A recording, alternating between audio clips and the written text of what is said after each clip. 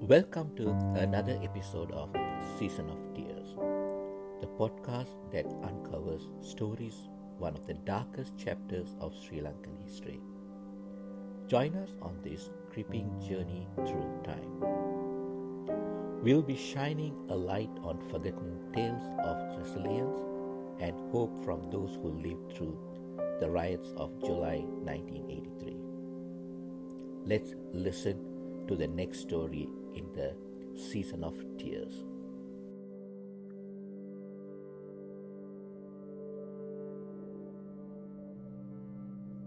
July 23rd, 1983. It is a day that Tamil children like me will never forget. It was my 8th grade semester end, and we were getting our report cards. I was excited to receive the report, see my friends, celebrate the day, and get prepared for our August holidays.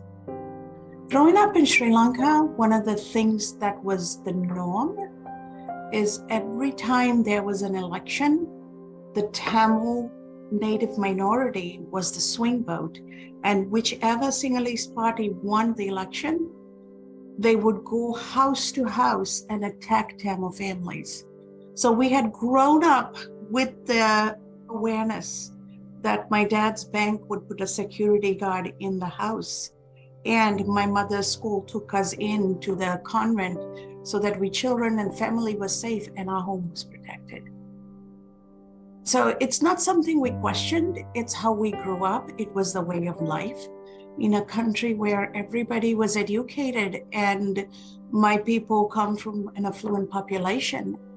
It was the way of life. People had accepted that's how it is going to be because of our colonial legacy. So we didn't think that that day was going to be much different, except the fishmongers at the top of our lane. We lived down 32nd Lane in Valavatar, and our lane was the one across the street from the police station. Normally, the street by the police station or across from the police station is the safest, but not in that climate. It's a Tamil minority stronghold in Colombo. And since we were the persecuted minority, it became a very challenging situation to live where we lived, but that was home. And the fishmongers who are from the Sinhalese population, they stopped by that morning and told my father, "Sir, please don't send the children to school. Don't go anywhere. Everybody stay safe. Bad things are going to happen. We're going to try and stop as much as possible, but we can't promise what we can do. Please stay home." And as we started looking into what was going on, there were bodies that had come for cremation to Colombo of soldiers, and the soldiers were killed by the Tamil men in the university system in Jaffna because the soldiers had raped and attacked women at the university. So it's natural for brothers to destroy men who rape their sisters, right? That is norm, that is the human reaction. But the way the government had handled it is they declared curfew, we couldn't go out, and we very quickly cascaded into a terrible day. My father, in his infinite wisdom, told us all to be home, stay indoors, don't cause any trouble, don't get into trouble, but he was going to go to work. So he had left for work. It was mom and us 4 kids. And we didn't realize the severity of it until we started buildings on fire, neighbors' homes on fire, people running down the street bleeding, and cars pulled over and set on fire because minority families were in there. And as the day escalated, it got scarier and scarier. And as an 8th grade student, I had a younger brother, 1 year younger than me, a sister 2 years younger than me, and an older brother 2 years older than me. It was a challenging day. My mom was not always a healthy person. She had had all of us after the age of 40.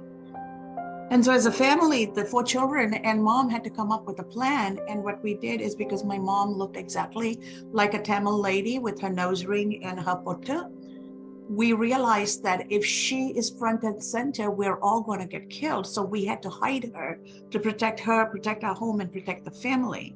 We arranged chairs on the back of our wall, our back property wall, and then talked to our neighbors on the other side. They also arranged chairs.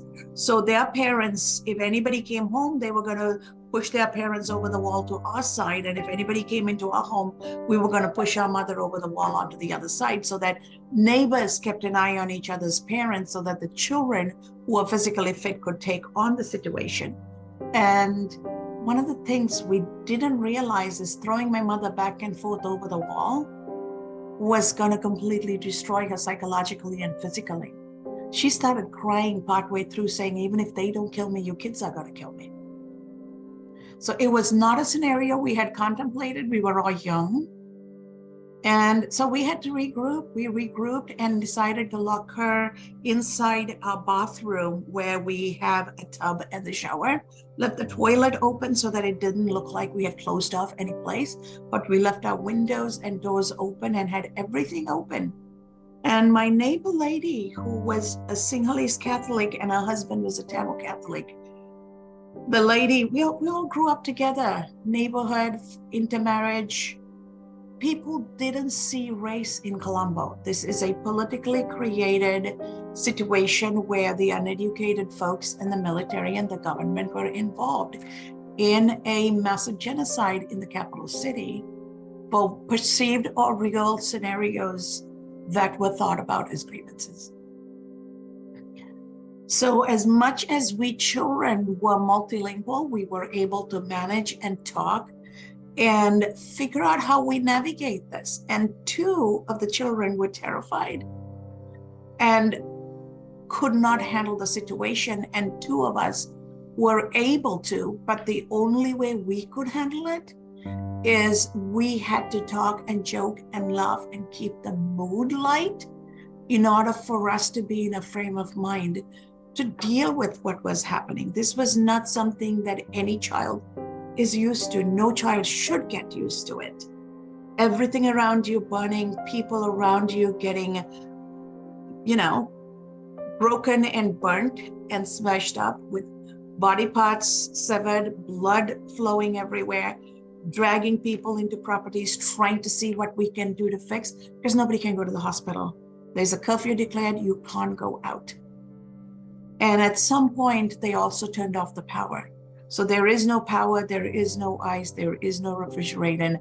Houses are on fire. We're taking people who ever had their homes burnt. People who had homes not burnt, we're just taking people in. Women and children were inside, men were outside. And it was truly a time to take stock of who we are as humans. In the darkest of days, at the most inhuman moments, I also had the gift of witnessing what humanity looked like. I got to see what love and compassion and grace looked like. People from both sides of that civil war were able to put humanity first.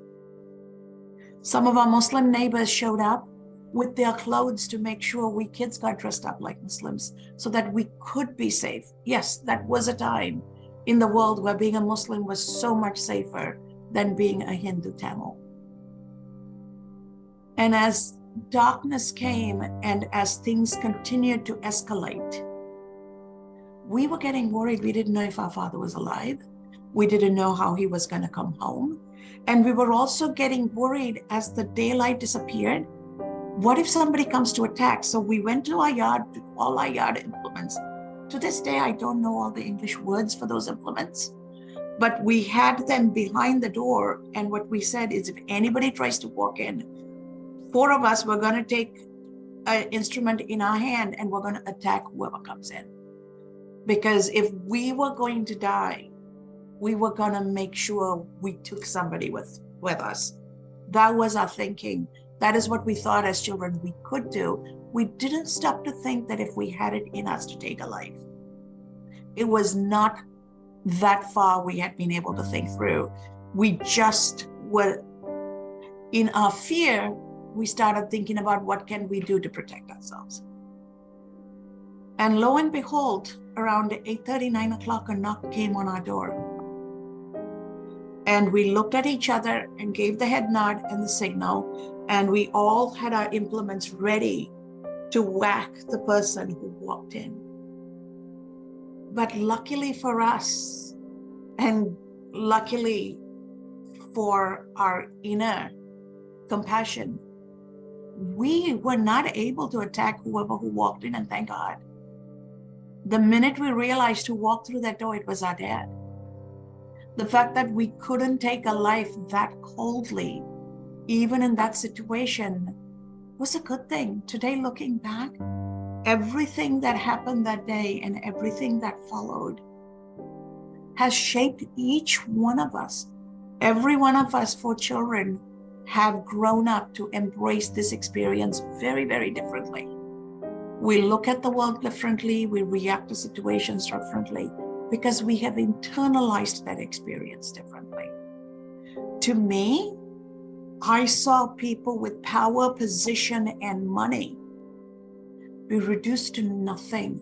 House on fire, families destroyed, mothers and daughters raped and shot in the vagina, men tortured and killed, and sons wondering what's going to happen, fathers wondering what's happened to my family. There was carnage. There was carnage at such magnitude. The world didn't care, but the community cared. People showed up for each other. And I remember it was my brother's birthday, August 3rd. And one of our neighbors felt so sad that my brother was going to have a birthday. He was going to turn 13.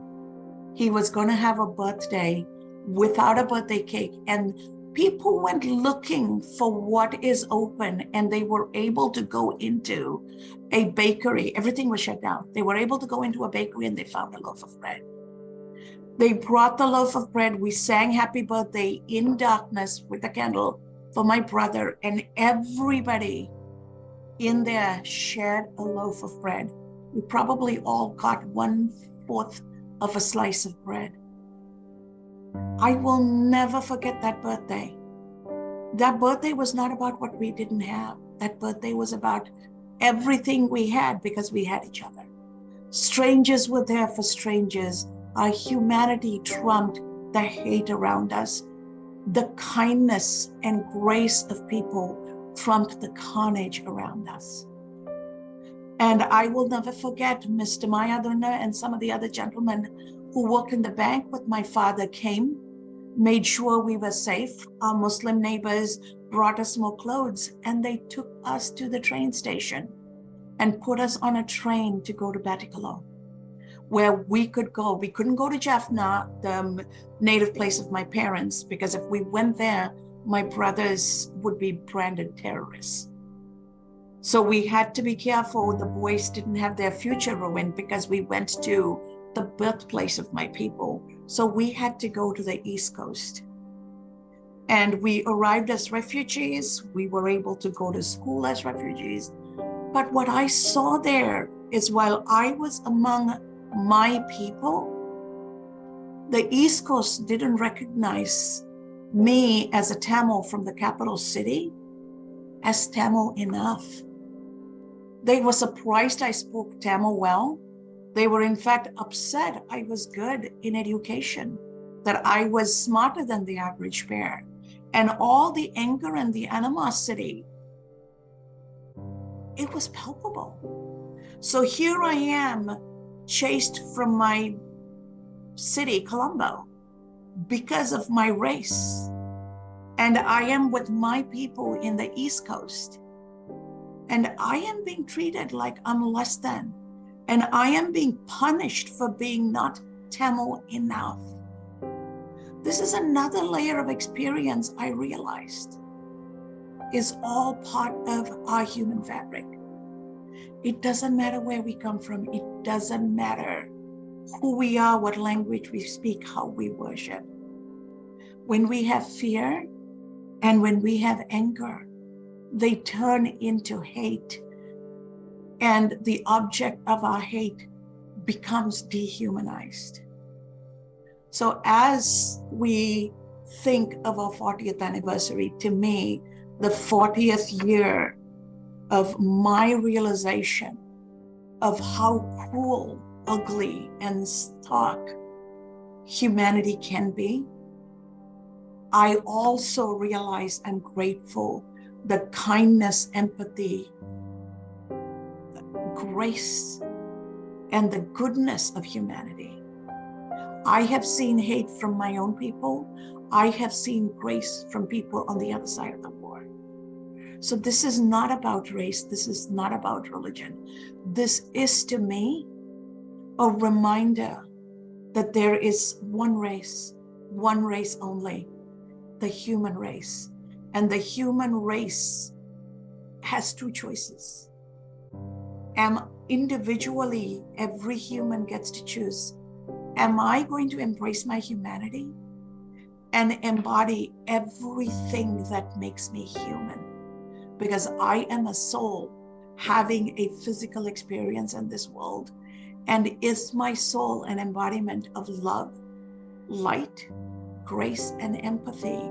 And can I accept and take perspective and live harmoniously?